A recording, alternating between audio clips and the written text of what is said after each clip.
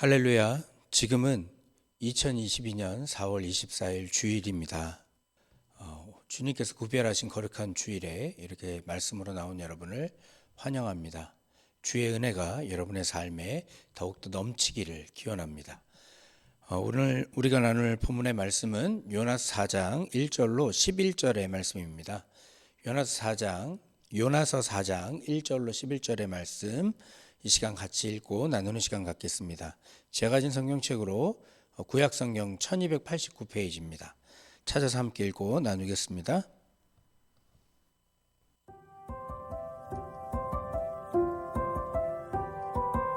(4월 24일) 오늘의 말씀은 요나 4장 1절에서 11절입니다.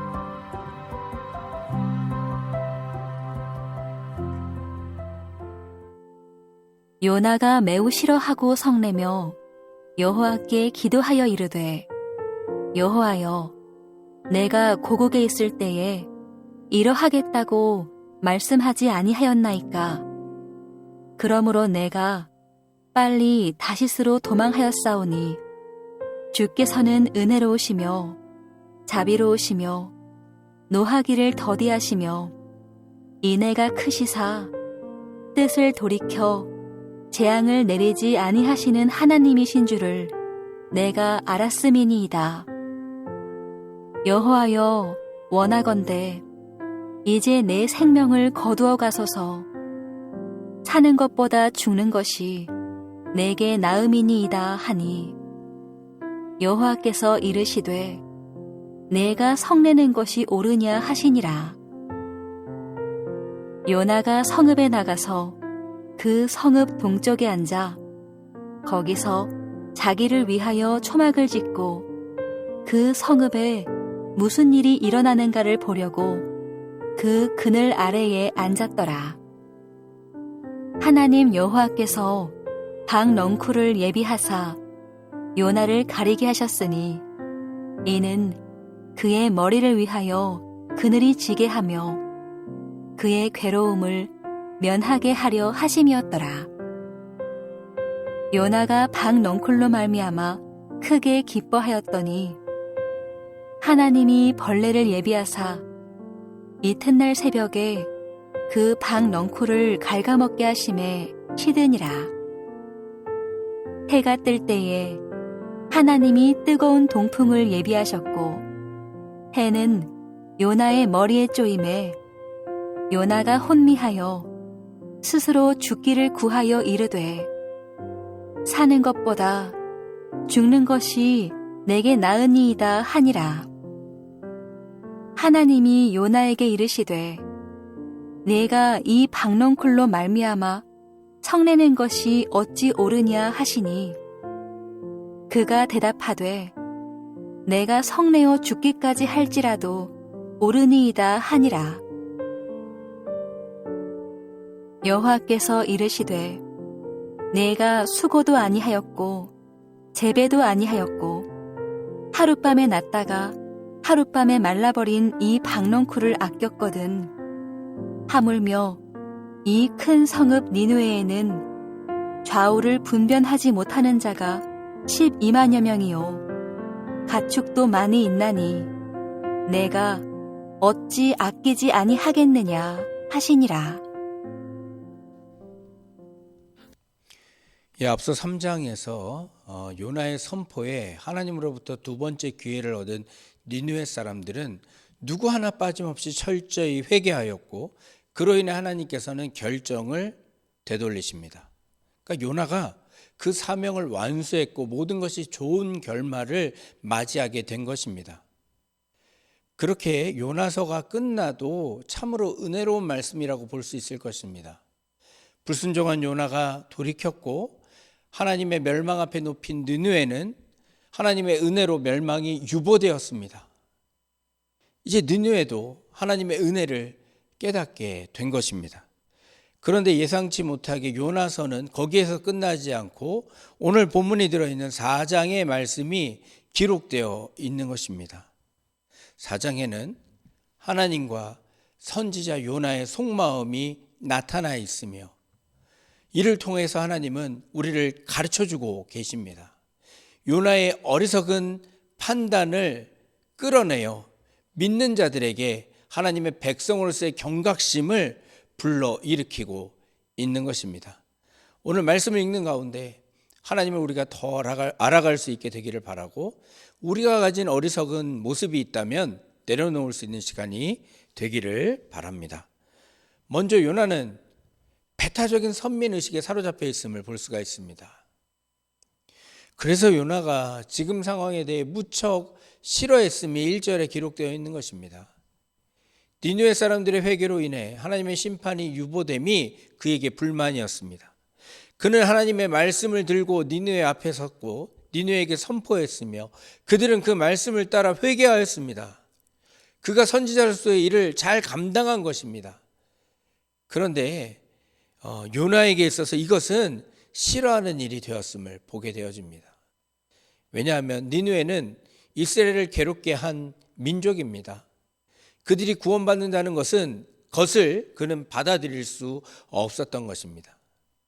사실 처음에 하나님께서 니느웨에게 멸망이 있을 것이다 라고 말씀하셨을 때 그는 그것을 복음으로 받아들였을 겁니다. 이스라엘을 괴롭히던 민족이 하나님의 멸망에 처하게 된다니 얼마나 큰 기쁨이었겠습니까? 그런데 이 소식을 하나님께서는 이스라엘에게 전하라, 그래서 위로하라 하신 것이 아니라 니느웨로 가서 전하라 하시니 그것이 싫었습니다. 그래서 그는 다시스로 도망치려고 한 겁니다. 그런데 억지로 끌려와 니느웨에 하나님의 말씀을 전했고, 전해진 말씀을 들은 니느웨 모든 사람들이 다 회개에 참여하여 멸망이 유보되자 그는 견디지 못하여 싫어했던 것입니다. 심지어 성내기까지 했다라고 기록합니다. 그 이유가 2절에 담겨 있습니다. 여호와여, 내가 고국에 있을 때 이러하겠다라고 말씀하지 아니하였나이까. 그러므로 내가 빨리 다시스로 도망하였던 것입니다. 역시 주님께서는 은혜로우시며 자비로우시며 노하기를 더디하시며 인애가 크시사 그 뜻을 돌이켜 재앙을 내리지 아니하시는 하나님이신 줄을 내가 알았음이니이다. 이렇게 2절 후반절 말씀을 잘 보시면 요나는 하나님을 바로 알고 있었습니다. 그리고 그것을 은혜로 받아들이고 있었습니다. 우리도 이러한 성품, 2절의 후반부에 있는 이 성품을 보고 믿고 있는 겁니다.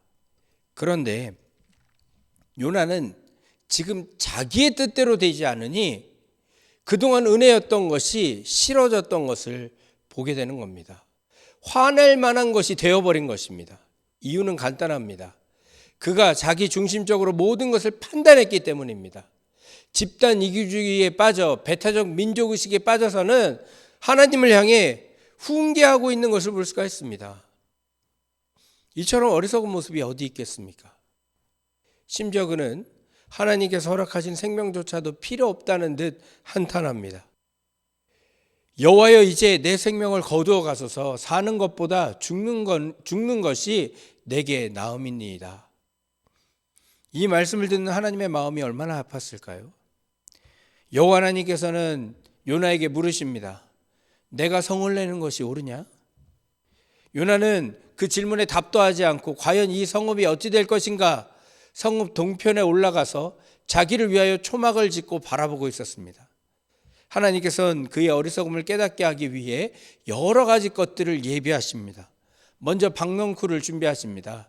그 박넝쿨을 통해 요나의 머리 위에 그늘이 지게 하여 뜨거운 햇살로부터 요나를 시원케 하셨습니다. 괴로움을 면한 요나는 그 박넝쿨로 말미암아 크게 기뻐했음을 볼 수가 있습니다. 그리고 하나님께서는 벌레를 예비하십니다. 그래서 이튿날 새벽에 그 박넝쿨을 갉아먹게 하심에 그 나무가 시들어 더 이상 그늘을 만들지 못하게 하셨습니다. 거기에 해가 뜰 때 하나님께서는 뜨거운 동풍도 예비하셨음을 볼 수 있습니다. 이에 요나는 해의 뜨거움과 뜨거운 동풍으로 인해 혼미하여 죽기를 구하며 또 말합니다. 사는 것보다 내게 죽는 것이 낫다라고. 이 하나님이 말씀하십니다. 내가 이 박넝쿨로 말미암아 성내는 것이 옳으냐? 앞서 니느웨가 멸망당하지 않고 구원받은 것을 싫어하며 성내던 요나에게 내가 성내는 것이 옳으냐 물었지만 요나는 대답도 하지 않았는데 이 상황에서는 대답합니다. 내가 성내어 죽기까지 할지라도 옳으니이다. 하나님은 니느웨를 살린 것으로 싫어하고 성내던 요나의 어리석음을 깨닫게 하시고자 여러 가지 예비하셔서 그를 깨닫게 하고 계신 것입니다. 이제 하나님께서는 이렇게 얘기하십니다. 여호와께서 이르시되 내가 수고도 아니하고 재배도 아니하였고 하룻밤에 났다가 하룻밤에 말라버린 이 박농쿨을 아끼거든. 하물며 이 큰 성읍 니느웨에는 좌우를 분변하지 못하는 자가 12만여 명이요 가축도 많이 있나니 내가 어찌 아끼지 아니하겠느냐라고 말씀하십니다. 요나에게는 지극히 자기중심적 사상이 가득 담겨 있었기에 하나님을 머리로는 알았지만 진정으로 하나님의 뜻을 알지는 못했던 것입니다. 자기중심적인 사고에 빠져 자신에 속한 지탄만에 그 하나님으로 하나님을 재단하였지만 하나님께서 온 세상의 주인이시며 온 세상의 왕이 되심을 보여주신 것입니다. 사랑하는 성도 여러분, 이 시간 우리를 돌아볼 수 있게 되길 바랍니다. 하나님의 은혜로 우리가 믿음을 얻어 구원을 얻게 되었습니다. 구원에 참여하게 되었습니다. 그런데 혹시 우리도 자기중심성에 계속 머물러 있지는 않습니까? 내가 은혜가 되었던 하나님에 대한 지식이 그로 말미암아 원망으로 바뀌고 있지는 않습니까? 우리는 이러한 어리석음을 버리고 하나님이 중심으로 세상을 바라보는 눈을 가지게 되길 바랍니다. 겸손해질 수 있는 우리가 되기를 바랍니다. 항상 하나님의 은혜에 감사하며 하나님이 하시는 그 일로 인해 하나님의 뜻을 바로 알고 찬양하며 나아가는 우리가 되기를 바랍니다. 우리의 하나님을 구하지 말고 우리가 하나님의 백성이 되기를 구하는 이 새벽이 되기를 주님의 이름으로 축원합니다. 제가 잠시 기도하겠습니다.